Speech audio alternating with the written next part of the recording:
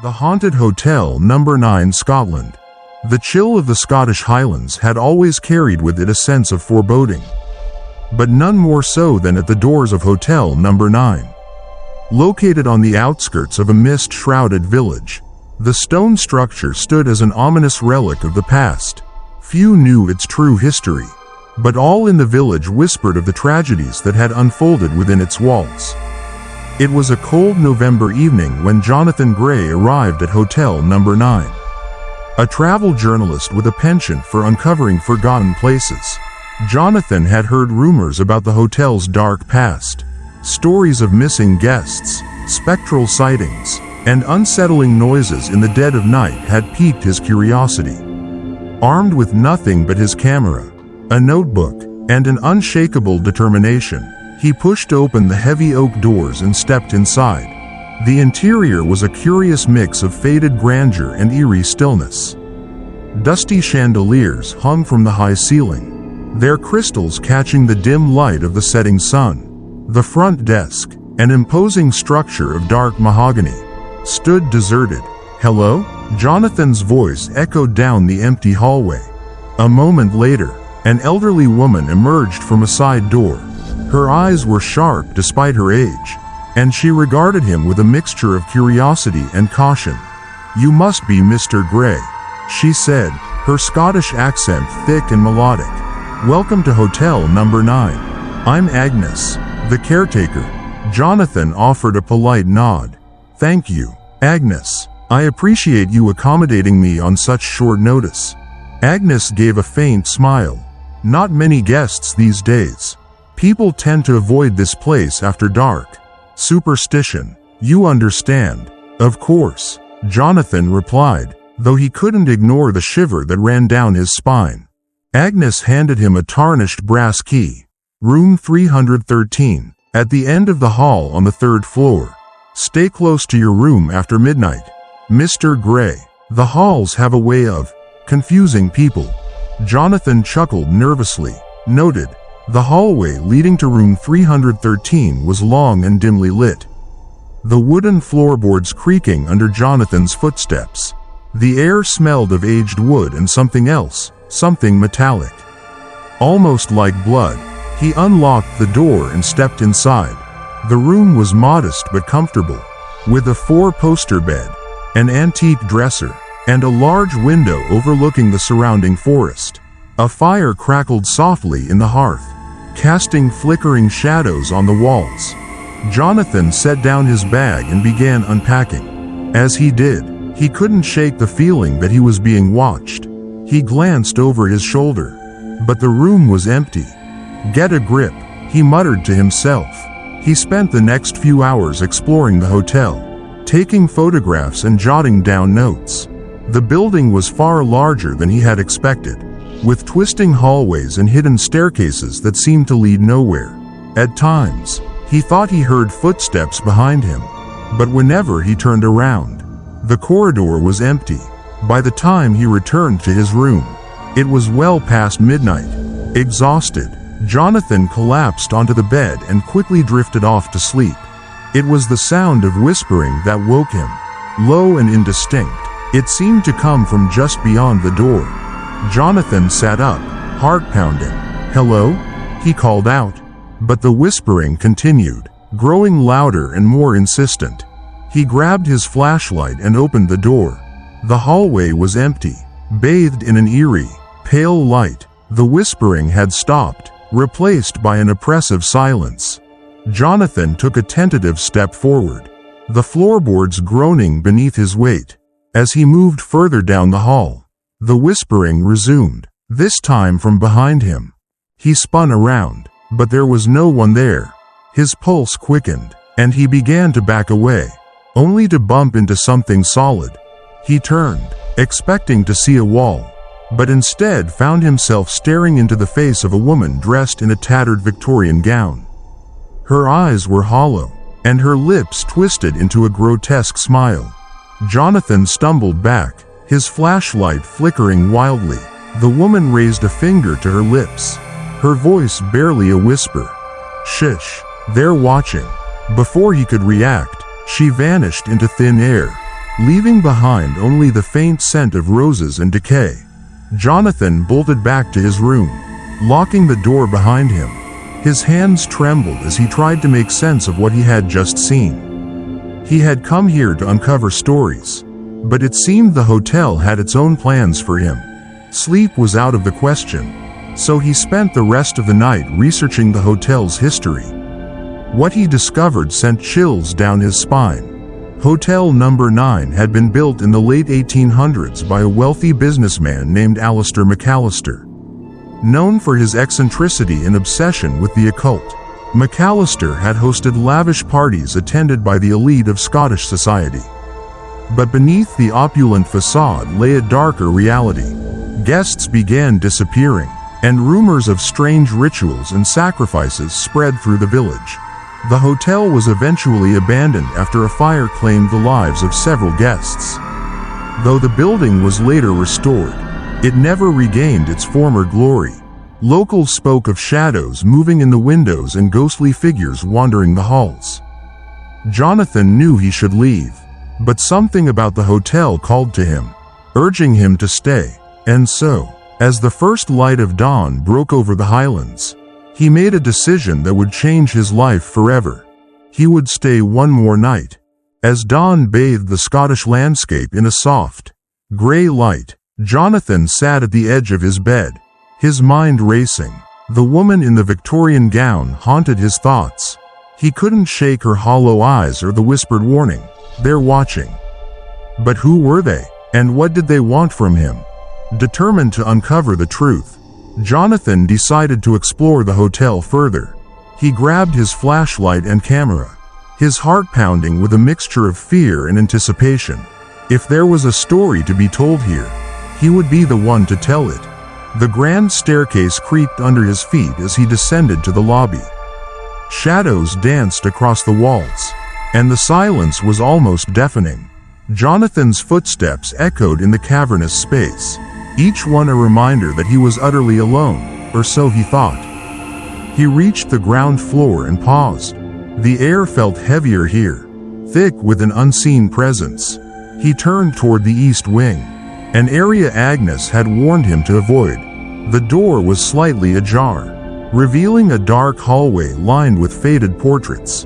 Jonathan hesitated, then pushed the door open and stepped inside. The temperature dropped immediately, and his breath formed clouds in the frigid air.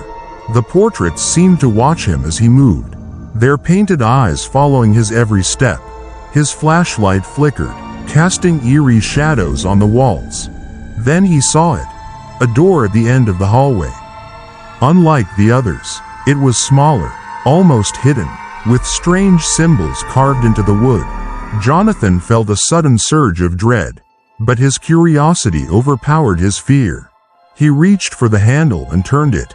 The door creaked open to reveal a spiral staircase descending into darkness.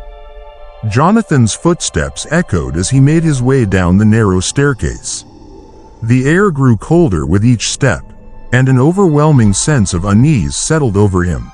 He reached the bottom and found himself in a stone chamber lit by a single, flickering lantern.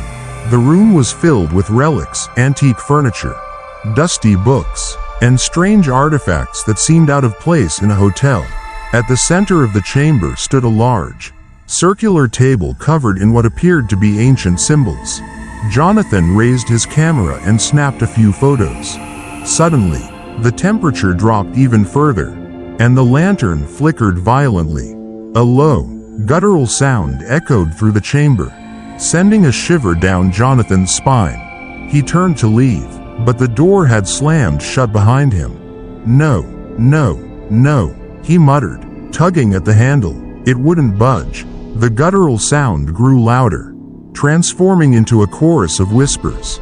Jonathan backed away from the door, his eyes darting around the room. Then he saw them, shadows moving in the corners of the chamber, their forms shifting and twisting in the dim light. "Stay calm," he told himself, but his voice trembled. The shadows began to take shape, forming figures cloaked in darkness. Their eyes glowed with an unnatural light, and their mouths moved in silent chants. Jonathan stumbled backward, knocking over a chair in his haste. The largest figure stepped forward, its skeletal hand outstretched. "You shouldn't have come here," it hissed, its voice like nails on a chalkboard. Jonathan tried to speak, but his voice caught in his throat. The figure's hand hovered inches from his chest, and for a brief moment, time seemed to freeze. Then, with a sudden burst of energy, Jonathan turned and ran. He didn't stop until he reached the top of the spiral staircase. His chest heaved, and sweat poured down his face despite the cold. The hallway was empty, but the oppressive feeling remained. Jonathan bolted back to his room, slamming the door shut behind him. He leaned against it, struggling to catch his breath. His camera dangled from his neck, and he clutched it tightly. "What the hell was that?" he whispered. He reviewed the photos on his camera, his hands trembling. Most were blurry, but one image stood out, a clear shot of the stone chamber, with the shadowy figures standing in a circle around the table. Jonathan's mind raced. He needed to get out of the hotel, but something told him the shadows wouldn't let him leave so easily. The knock on the door startled him. He froze, listening. It came again, louder this time. "Mr. Gray?" Agnes's voice called from the other side. "Are you all right?" Jonathan hesitated, then opened the door. Agnes stood in the hallway, her expression unreadable. "I heard a noise," she said. "Thought I'd check on you." Jonathan glanced over his shoulder, half expecting the shadows to be lurking behind him. "I'm fine," he lied. "Just having trouble sleeping." Agnes's eyes narrowed. "Be careful, Mr. Gray. The hotel has a way of getting under your skin." With that, she turned and walked away, her footsteps echoing down the hallway. Jonathan closed the door and leaned against it, his mind racing. He knew he couldn't stay another night, not after what he had seen. But as he began packing his things, a thought struck him. What if the story wasn't finished yet? He glanced at the camera once more. The shadows, the symbols, the hidden chamber, it all pointed to something far bigger than a simple haunting. If he left now, he might never uncover the truth. Just one more night, he told himself, though he knew it was a mistake. The hotel seemed to hum in response, as if it had been waiting for him to make that very decision. The haunted dorm room. It started as a promising semester for Olivia and Eva, two freshmen at a prestigious university in Massachusetts. They had been friends since high school and couldn't believe their luck when they found a charming, old-fashioned apartment near campus for a surprisingly low price. Located in an old Victorian house just off the main street, the building had character, a term often used to describe places with too much history. The landlord, a gray-haired woman named Mrs. Whitmore, handed them the keys with a tight smile. Her eyes darted around nervously as she gave them a final warning. "Don't go into the attic, girls. It's locked for a reason," she said, her voice low and firm. The warning seemed strange, but Olivia and Eva brushed it off. After all, every old house had its quirks. The girls eagerly moved in, ready to begin a new chapter of their lives. The first week in the apartment was uneventful. Olivia and Eva settled into their routines, decorating their rooms with string lights and posters.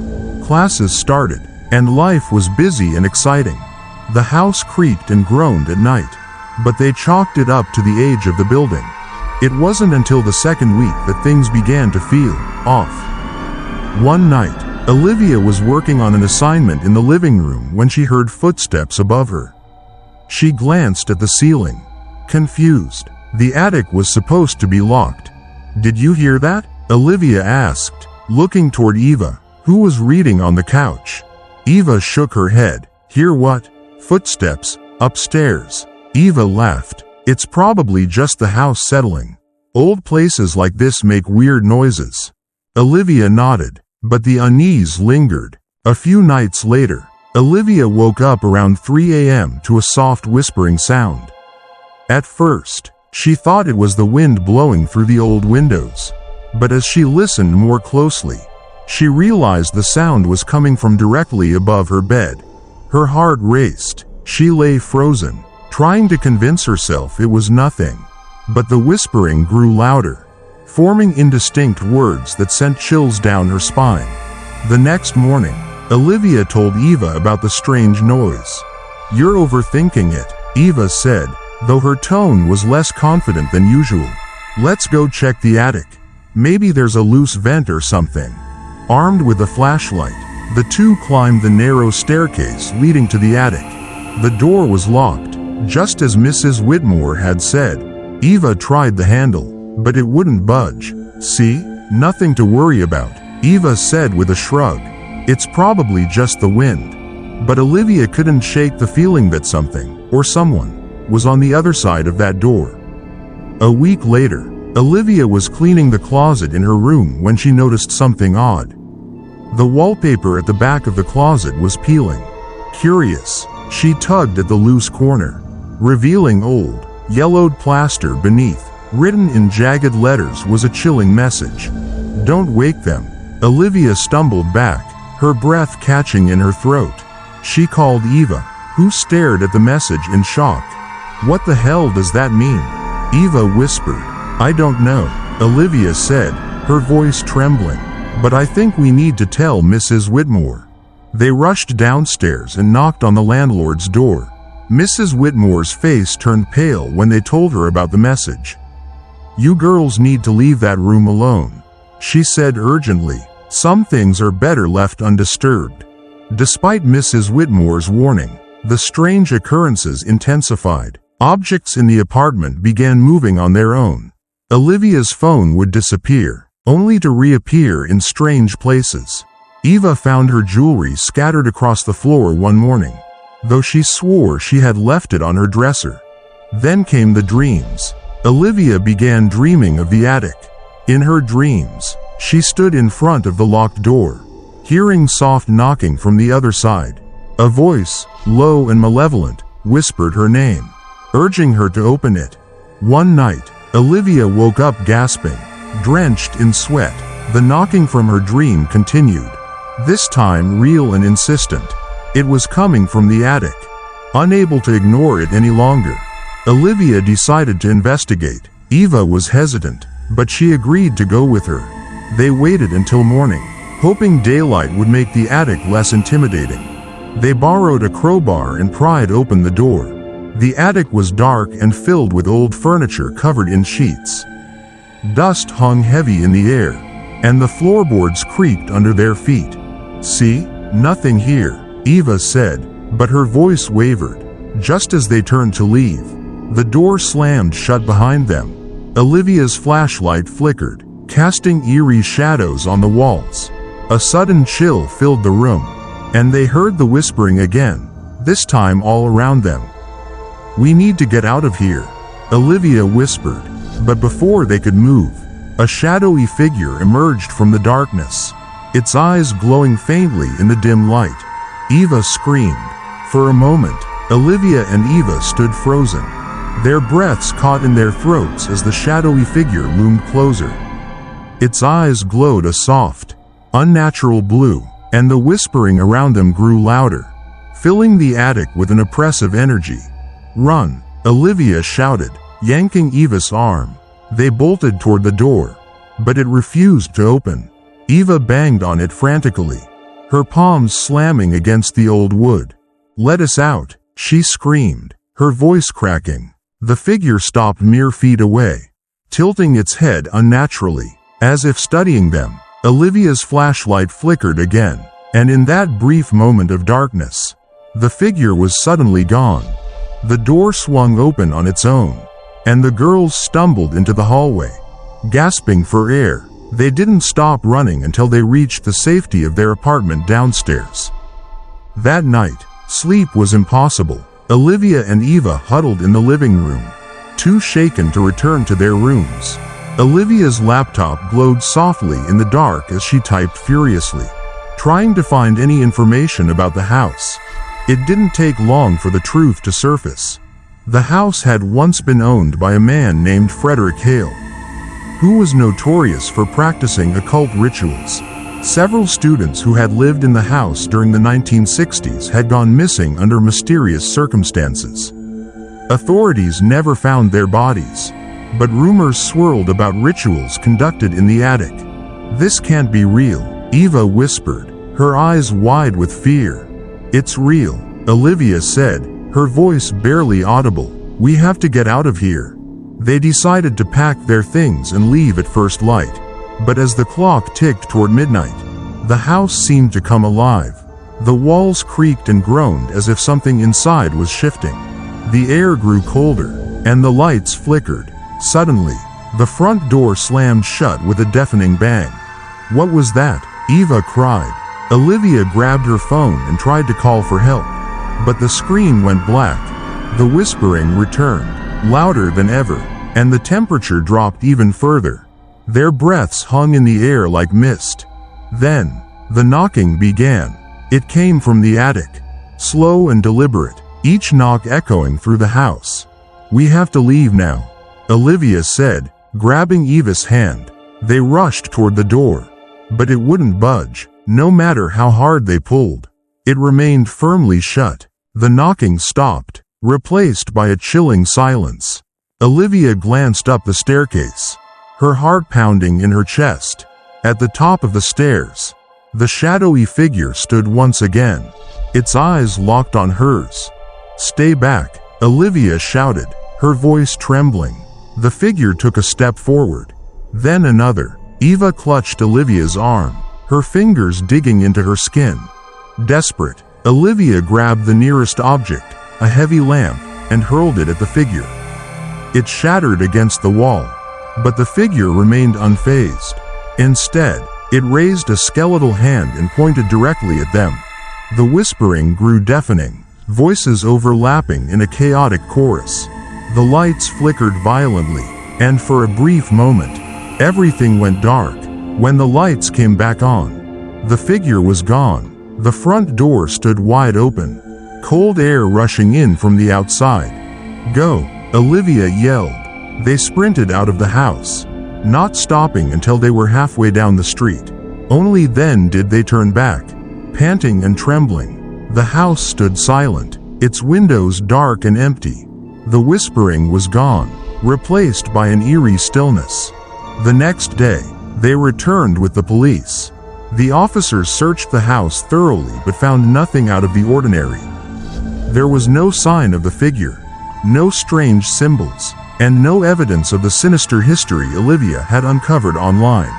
"It's just an old house," one of the officers said with a shrug.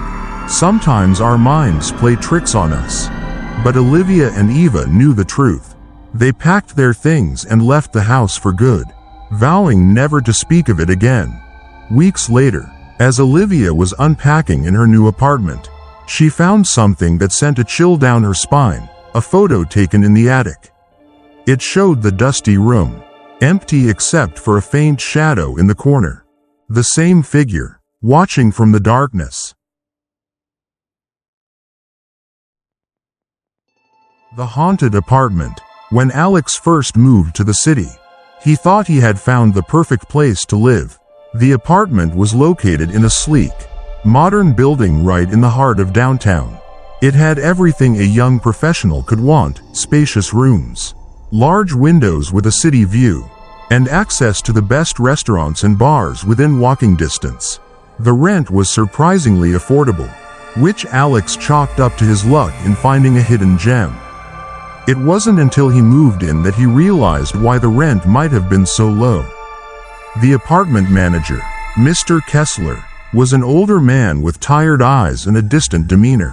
When Alex signed the lease, Mr. Kessler handed him the keys and gave him a firm warning.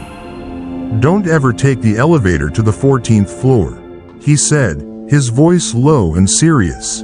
"There is no 14th floor. You understand?" Alex raised an eyebrow. Sure, no problem." Mr. Kessler's eyes lingered on Alex for a moment longer before he nodded and turned away without further explanation. Alex shrugged it off. It was probably some kind of superstitious nonsense, like skipping the 13th floor in hotels. The elevator buttons didn't even have a 14 on them, just 12, 13, and 15. He figured it was a quirk of the building's design and didn't give it another thought. The first few nights were uneventful. Alex spent his time unpacking, arranging his furniture, and getting used to the new space. But on the fourth night, something changed. He woke up around 2:30 a.m. to the sound of footsteps overhead. Heavy, deliberate footsteps that paced back and forth, right above his ceiling. "That's weird," Alex muttered to himself. His apartment was on the top floor. There shouldn't be anyone above him. He got out of bed, walked into the living room, and listened carefully. The footsteps continued for a few more seconds before stopping abruptly. The sudden silence was almost worse than the noise itself.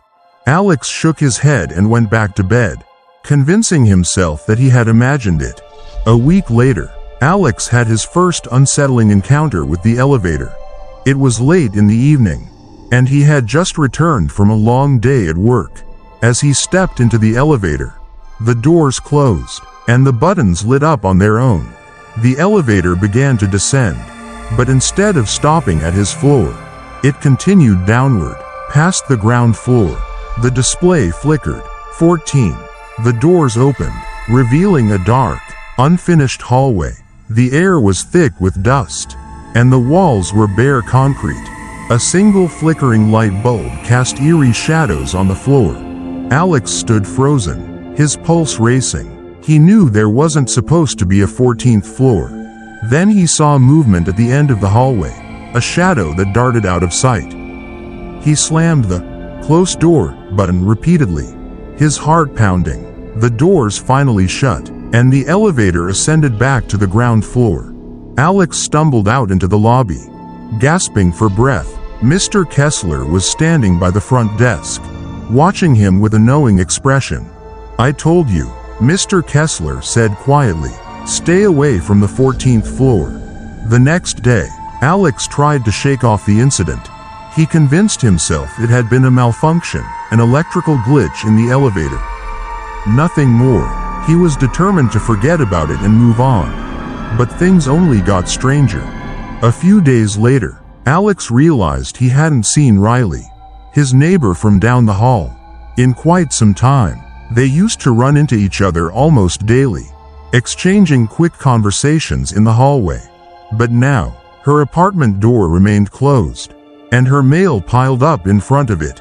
Concerned, Alex knocked on her door. No answer. He tried again the next day with the same result. "Have you seen Riley lately?" he asked Mr. Kessler. Mr. Kessler frowned. "Riley? There's no one by that name living here." "What? No. She lives in 15B.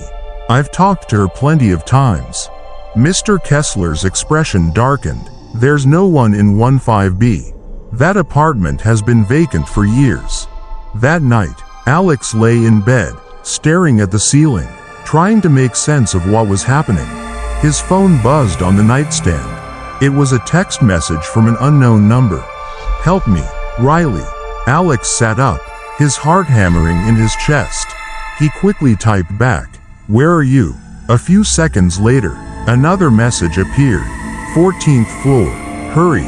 Adrenaline surged through Alex as he grabbed his phone and headed for the elevator. His hands were clammy as he pressed the button. The elevator doors opened with a soft chime, and he stepped inside. He hesitated for a moment, staring at the panel. There was still no button for the 14th floor. "Screw it," he muttered, pressing 13 and 15 simultaneously. The elevator hummed softly as it began to move. The lights flickered, and the display glitched. 14. The doors opened once again, revealing the dark hallway from before. "Riley?" Alex called out, his voice echoing in the emptiness. A chill ran down his spine as the whispering began, low and indistinct. Like voices carried on the wind, shadows flickered at the edges of his vision, and the air grew colder with each step. "Riley, are you here?" The hallway stretched on endlessly. the darkness closing in around him. Then, from the far end of the corridor, a figure emerged, a woman with pale skin and hollow eyes. Her face was partially obscured by shadows, but Alex recognized her instantly. "Riley?" She opened her mouth to speak, but no sound came out. Instead, she raised a trembling hand and pointed behind him. Alex turned, his blood running cold. Standing just a few feet away was another figure, a man with sunken eyes and a twisted smile. Alex froze, his breath caught in his throat as the man with sunken eyes took a step closer. The air in the hallway grew icy, and the whispering voices swirled around him in an eerie, dissonant harmony. The figure's twisted smile never wavered. "Stay back," Alex warned, his voice trembling. The figure tilted its head, as if considering his words, then took another step forward. Alex turned to run, but the hallway stretched endlessly in both directions. The shadows seemed to close in around him, suffocating and cold. "This can't be happening," Alex muttered, his pulse racing. He gripped his phone tightly and tried to call for help, but the screen was dead. Not even the flashlight function worked. Then he heard it, a soft, rhythmic tapping coming from behind him. Slowly, he turned. Riley stood at the far end of the hallway, her face pale and eyes hollow. Her hand was pressed flat against the wall, tapping a slow, deliberate rhythm. "Help me," she whispered, her voice barely audible.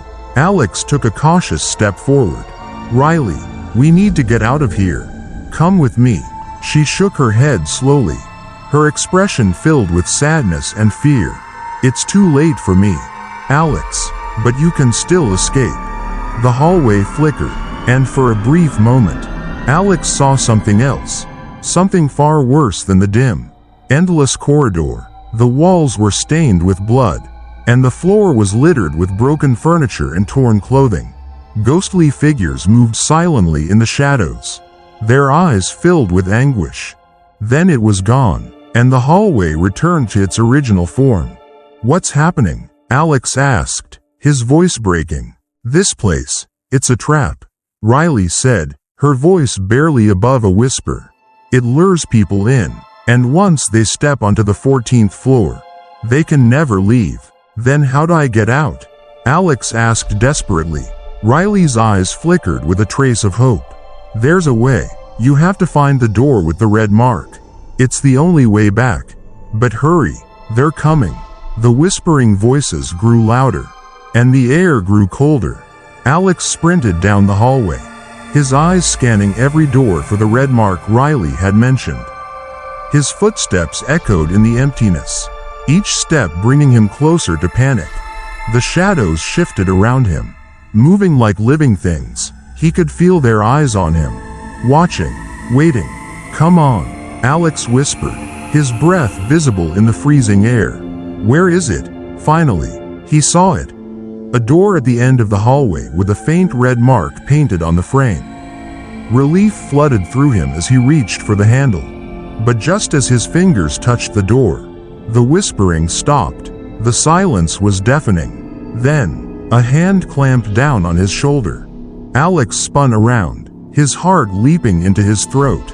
Standing behind him was the man with the sunken eyes and twisted smile. His grip was cold and unyielding. "You can't leave," the man said, his voice a low, guttural growl. "You belong here now." Alex struggled, trying to break free, but the man's grip tightened. His vision blurred, and the walls around him seemed to twist and warp. "No," Alex shouted, using every ounce of strength he had to wrench himself free.